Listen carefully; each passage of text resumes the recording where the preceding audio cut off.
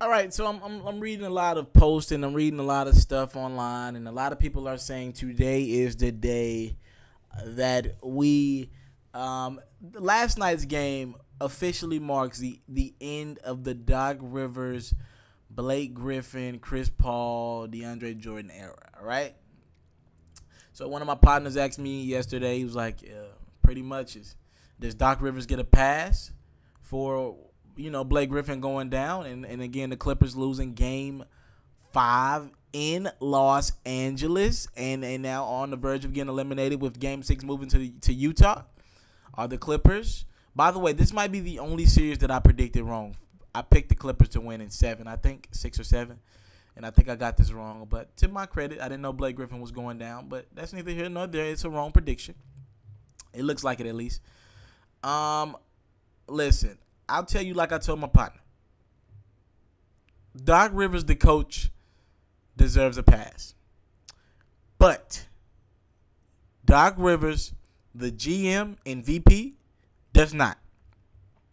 Now, the problem is, usually when you fire a GM or a VP who's also the coach, usually the coach they just let him go of all his duties. They relieve him of all his duties. So, and I have a problem with that. I don't like making coaches trying to give them more power and more ownership. I don't like making them VPs. I don't like it. I never have. I never will.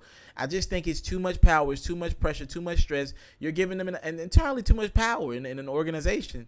A lot of coaches don't make good GMs. They know how to coach talent, but they need somebody out there to put players in positions and let them figure the rest out.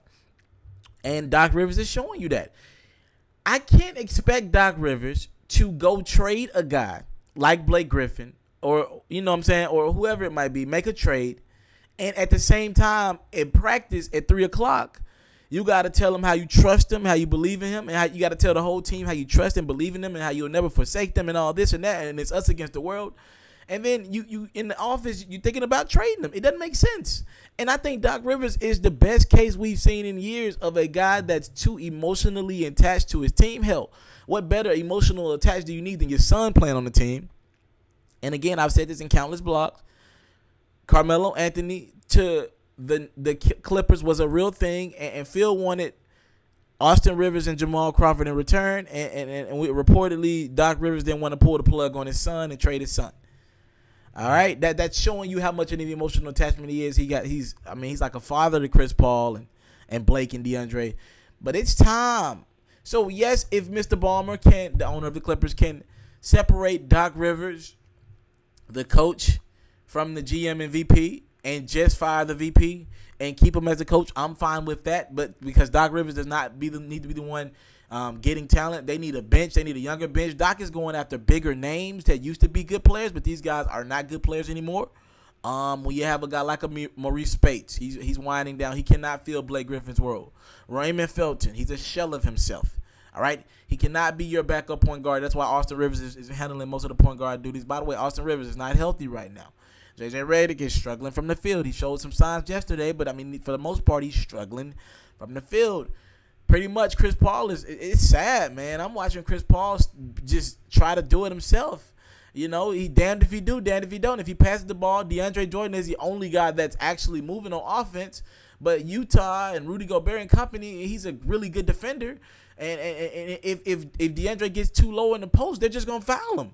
They're just gonna foul him and put him on the line. And this is a 46% career free throw shooter, the second worst in NBA history.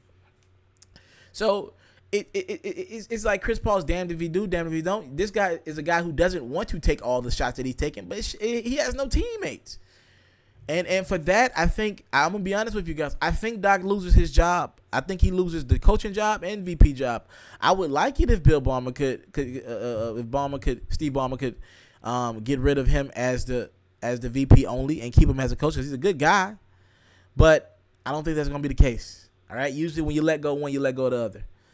Alfred Teleferro, Miss Teleferro TV. Make sure you subscribe to my channel. Make sure you follow me on Facebook, Twitter, Instagram. Talk to me in the comment box below.